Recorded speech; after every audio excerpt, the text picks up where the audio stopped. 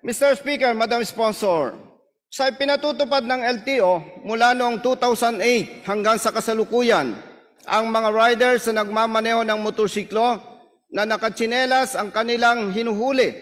Hindi po nila hinuhuli ang mga riders na nakatsinelas ang angkas. Bilang road safety advocate, motorcycle riders at representative ng One Rider Party List, kasama si Honorable Congressman Atty. Rods Gutierrez, naniniwala po tayo na tama at makatwiran ang LTO sa kanilang ipinatutupad. Higit na maayos, komportable at mas ligtas para sa pagmamaneho ng mga riders kung nakasapatos ang mga ito at hindi nakatsinelas. Mr. Speaker, Madam Sponsor, sa ipinatutupad na single ticketing system ng MMDA, hinuhuli po ba nila ang mga riders kapag nakatsinelas ang angkas?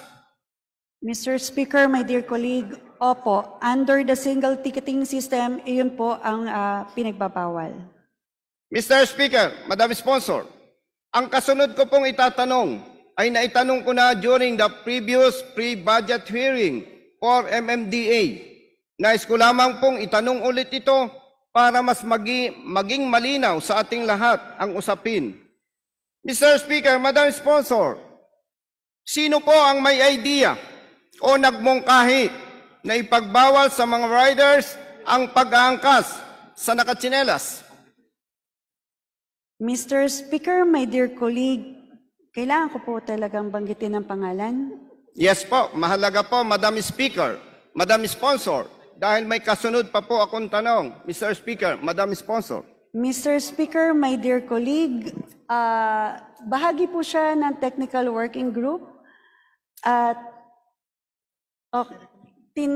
nirekomenda po ito nang itatago na lang po natin sa pangalang Colonel Nebrija. Thank you, Madam Sponsor. Thank you, Mr. Speaker. Malinaw po na si Colonel Nebrija ang nagmungkahi na ipagbawal sa mga riders ang pag-aangkas sa nakatsinelas. Mr. Speaker, Madam Sponsor, si Colonel Nebrija po ba ay member ng Metro Manila Council?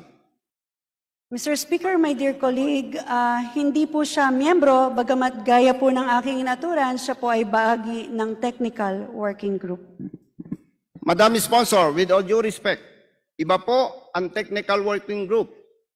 Iba rin po ang Metro Manila Council. Ang Metro Manila Council po ay binubuo ng mga mayors. Kabilang din po dyan sa Metro Manila Council ang chairman ng MMDA. Mr. Speaker, my dear colleague, bagamat hindi po siya bahagi ng Metro Manila Council, sa tuwing nagka-come up ang Metro Manila Council ng isang polisiya, ang technical working group po ang siyang namamahala para mag-craft ng policy po. Mr. Speaker, my dear colleague. Madam Sponsor, Mr. Speaker, hindi po tayo sumasang-ayon sa nabanggit ng Honorable Distinguished Colleague na ang TWG ang nagka-craft. Hindi rin po basihan na nagmungkahi ang member ng TWG sa Metro Manila Council para dito sa sinasabing pagbabawal sa mga riders kung nakatsinelas ang kanilang angkas. Mr. Speaker, Madam Sponsor, illegal, questionable, at may tuturing na pang-abuso sa kapangyarihan at pandaraya sa mga riders at sa kanilang pamilya ang ipinatutupad ng MMDA at ng lokal na pamahalaan ng Las Piñas City base sa mga sumusunod. Una, si Colonel Nebrija po na nagmungkahi na ipagbawal sa mga riders ang pag-aangkas ng nakatsinelas ay hindi member ng Metro Manila Council. Ikalawa po, Mr. Speaker, Madam Sponsor, wala po tayong mababasa sa minutes of the meetings na isinagawa ng Metro Manila Council na napag-usapan at napagkasunduan ng Metro Manila Mayors at ng MMDA na ipagbabawal sa mga riders ang angkas na nakatsinelas. Ikatlo, Mr. Speaker, Madam Sponsor, Matagal nang lumabas ang single ticketing system na ipinatutupad ng MMDA. Pero base po sa records ng mga reklamo mula sa mga motorista na natatanggap ng Rider Safety Advocates of the Philippines, out of 17 local government units sa Metro Manila, Las Piñas City lamang po ang nanghuhuli ng mga riders na nakatsinelas ang angkas.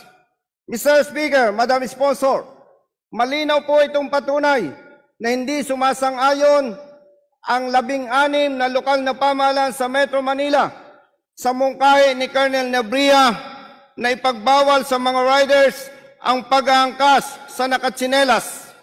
At ang ikaapat po, Mr. Speaker, Madam Sponsor, sa 19 na kopya po ng tickets na inisyo ng MMDA enforcers na kanilang hinuli at sinasabing nakatsinelas ang angkas, makikita rin po dito ang pandaraya sapagkat hindi nakasulat sa ticket ng mga ito ang backrider wearing slippers. Ang mababasa lamang po sa 19 tickets na inisyo na enforcers ng MMDA, ang nakasulat lamang po dito ay dress code or rider wearing slippers. Mr. Speaker, Madam Sponsor, ang MMDA po ay may budget na mahigit 4 billion pesos every year. Ito po ay pera ng taong bayan. Nararapat lamang po na tugunan ng MMDA ang kanilang mandato ng tama, maayos, patas at hindi karagdagang pahirap sa mga motorista at sa kanilang pamilya.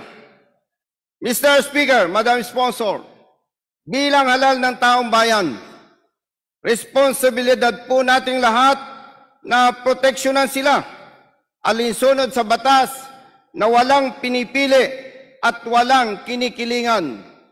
Mr. Speaker, Madam Sponsor, at sa lahat po ng ating mga kapwa public servants na nagbigay ng oras para po sa aking interpellations, maraming salamat po sa inyong lahat. And God bless us all.